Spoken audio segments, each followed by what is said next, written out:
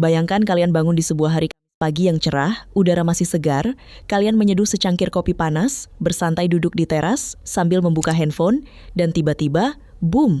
Timeline seluruh platform sosial media kalian meledak seketika, dengan sebuah kabar yang bikin jantungan setengah mati. Khususnya buat kalian para pendukung setia timnas Belanda, hari itu rasanya pasti seperti naik roller coaster tanpa sabuk pengaman di kecepatan maksimal. Gimana nggak panik dan mau pingsan? Rumor yang berhembus luar biasa kencang sepanjang minggu menyebutkan kalau KNVB alias Federasi Sepak Bolanya Belanda selangkah lagi bakal meresmikan seorang pelatih yang akhir-akhir ini sering banget dijuluki sebagai tukang scam terbesar di era sepak bola modern. Ya, siapa lagi kalau bukan Roberto Martinez? Kalian gak salah dengar, dan mata kalian gak salah baca. Pria yang mewariskan kekecewaan demi kekecewaan, yang menyia-nyiakan generasi emas Belgia dan bikin fans Portugal elus dada itu, nyaris saja memegang kendali tim Oranje. Tapi, tahan dulu napas kalian. Tahan kopinya, jangan sampai tumpah. Karena plot twist yang terjadi hari itu jauh lebih cepat dari skema serangan balik Real Madrid di masa jayanya. Bukannya Martinez yang mendarat di Bandara Amsterdam, KNVB justru bikin pengumuman resmi yang bikin seluruh dunia sepak bola melongo, terdiam, lalu tepuk tangan keheranan. Mereka menunjuk seorang legenda hidup yang ironisnya sempat terbuang dari klub kesayangannya sendiri, Xavi Hernandez. Gila kan? Coba dipikir-pikir lagi. Sebuah negara yang sejarahnya nggak pernah kehabisan stok pelatih jenius, sebuah negara yang melahirkan bapak taktik modern, tiba-tiba menyerahkan kemudi ke tangan seorang pelatih muda asal Spanyol. Keputusan yang super mengejutkan dan di luar nurul ini sukses menyelamatkan Belanda dari jurang kehancuran di tangan Martinez dan sekaligus membuka lembaran sejarah baru yang sangat menggiurkan untuk ditunggu. Terus, gimana ceritanya drama petak umpet pelatih yang bikin senam jantung ini bisa terjadi? Kok bisa-bisanya Xavi yang akhirnya terpilih duduk di kursi panas tersebut? Siapkan kopi kalian, mari kita bongkar kronologi lengkapnya dari akar. Semuanya ini bermula dari sebuah tragedi, atau mungkin bagi rival mereka, ini adalah sebuah komedi kelam di ajang Piala Dunia 2026 kemarin. Sebelum turnamen akbar itu bergulir, publik Belanda lagi mabuk kepayang oleh rasa optimisme yang membumbung sangat tinggi. Ada semacam ramalan, aura, dan keyakinan kuat bahwa tahun 2026 adalah waktunya sang raja tanpa mahkota ini untuk akhirnya angkat piala. Skuad mereka mentereng bukan main, dipenuhi bintang-bintang top yang jadi tulang punggung di klub-klub elit Eropa. Cody Gakpo dan kawan-kawan datang ke turnamen dengan dada membusung dan mentalitas penantang sejati. Tapi sayangnya, Bung, realita di atas lapangan hijau sepak bola kadang sekejam itu. Sepak bola nggak peduli seberapa bagus skuadmu di atas kertas. Alih-alih melaju mulus ke babak final seperti yang diidam-idamkan, timnas Belanda malah terlempar dengan cara yang cukup memalukan saat berhadapan dengan kuda hitam Maroko di babak 32 besar. Kekalahan itu bukan sekadar kekalahan biasa. Itu adalah sebuah tamparan keras, sebuah realita pahit yang menyadarkan mereka bahwa nyali, determinasi, dan mental juara skuad ini ternyata belum cukup jantan untuk menguasai dunia. Buntut dari kegagalan yang menyakitkan tersebut sudah bisa ditebak oleh siapapun. Sang nahoda, Ronald Koeman, sadar diri. Dia tahu posisinya sudah tak bisa lagi dipertahankan. Tanpa banyak drama, Koeman memilih untuk meletakkan jabatannya dan mundur secara ksatria. Kursi kepelatihan pun kosong melompong, dan disinilah dinamika gila di internal KNVB mulai terjadi.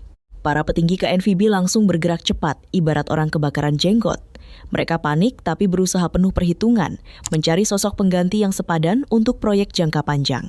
Radar mereka sebenarnya menangkap nama-nama pelatih lokal yang luar biasa hebat.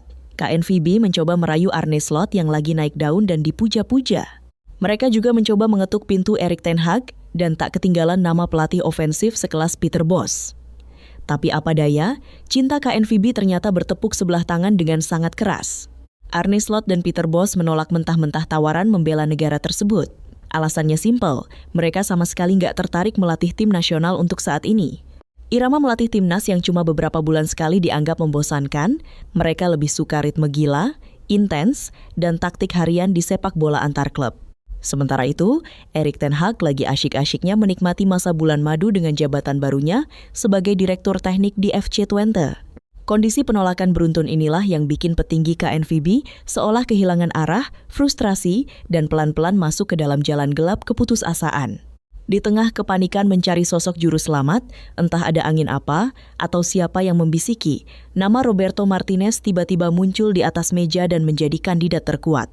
Padahal, kalau kita mau jujur dan melihat data, kita semua tahu persis bagaimana reputasi Martinez akhir-akhir ini. Track record-nya sudah tercoreng parah.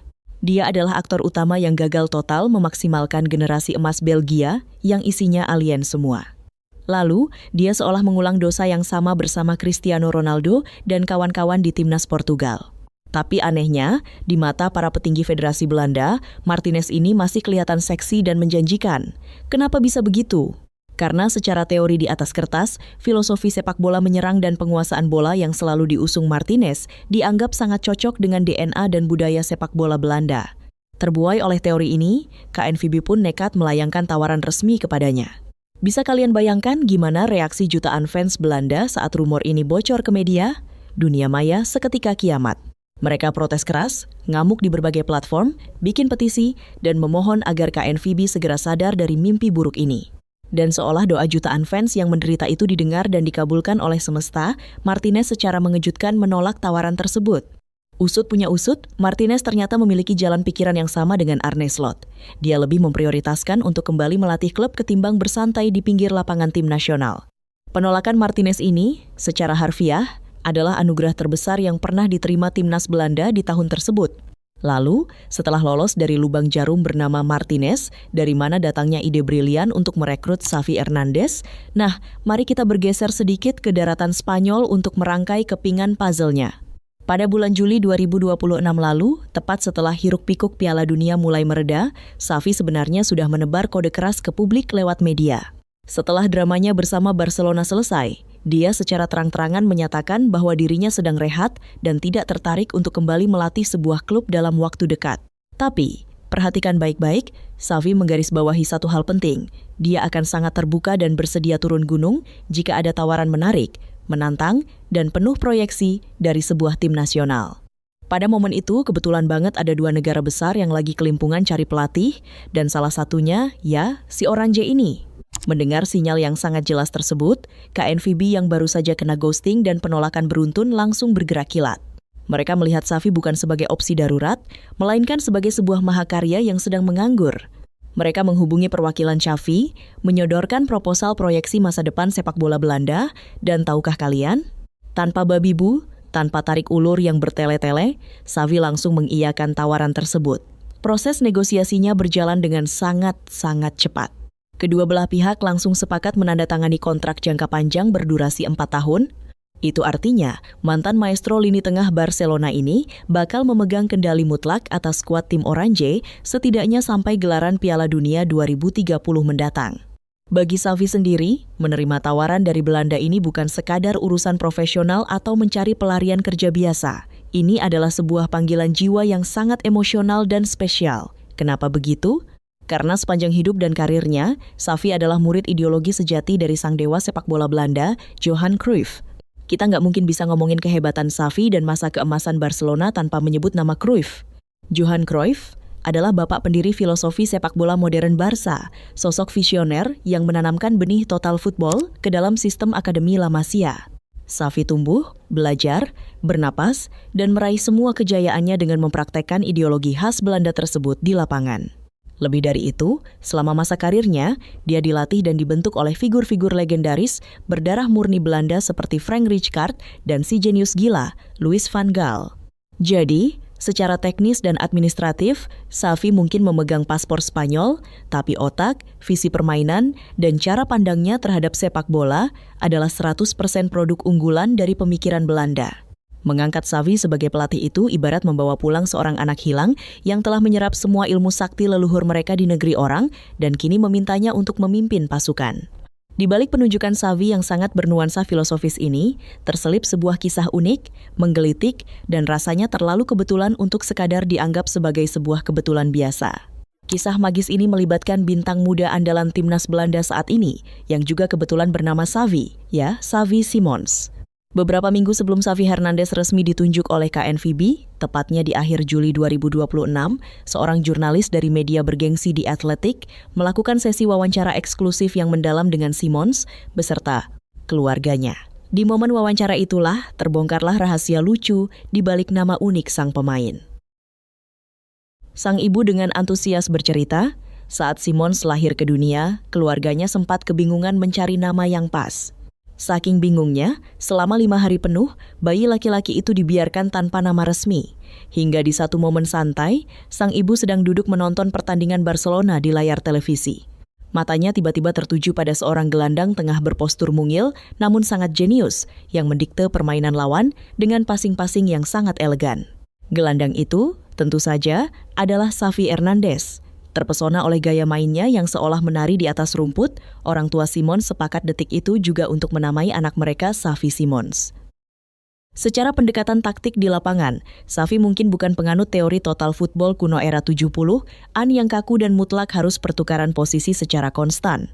Tapi, fondasi dan gaya permainan yang ia usung saat melatih sangat berpegang teguh pada roh ideologi tersebut. Orientasi utama sepak bola seorang Xavi Hernandez adalah menyerang secara proaktif, menguasai ruang dan tidak membiarkan lawan bernapas. Basis utamanya adalah dominasi mutlak terhadap penguasaan bola yang sering kita kenal dengan istilah tiki-taka, sebuah sistem yang disempurnakan di era emas Pep Guardiola. Bayangkan saja potensi mengerikannya.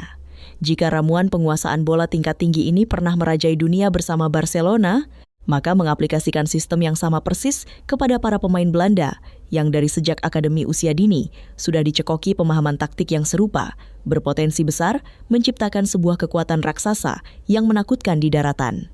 Eropa, kombo antara talenta fisik, kecepatan, dan ketajaman pemain Belanda dipadukan dengan kecerdasan taktis, visi, dan penguasaan bola ala Spanyol ini bisa jadi adalah resep maut yang selama bertahun-tahun dicari oleh Orange. Lebih luas lagi, penunjukan Xavi Hernandez oleh Belanda ini sekaligus menjadi penanda tegas bahwa panggung sepak bola internasional benar-benar sedang mengalami revolusi besar-besaran. Peta kekuatan sepak bola antar negara sedang bergeser drastis dan persaingan antar timnas dipastikan akan memanas sampai ke titik didih tertinggi dalam 1 atau 2 musim ke depan. Nah, sekarang, setelah panjang lebar kita bahas dramanya, pertanyaan terbesarnya mari kita lempar langsung ke kalian semua yang lagi nonton. Khususnya buat para fans setia timnas Belanda yang mungkin kemarin sempat deg-degan, jujur aja nih, seberapa optimis sih kalian melihat masa depan tim Oranje di bawah asuhan seorang Xavi Hernandez? Kira-kira dengan taktik tiki-takanya, Xavi bakal sukses bawa piala dan mengakhiri puasa gelar Belanda, atau malah cuma bakal jalan di tempat dan berakhir jadi eksperimen gagal KNVB? Gas, ramaikan komentarnya sekarang juga. Kita debat sehat di bawah. Sampai jumpa di video berikutnya.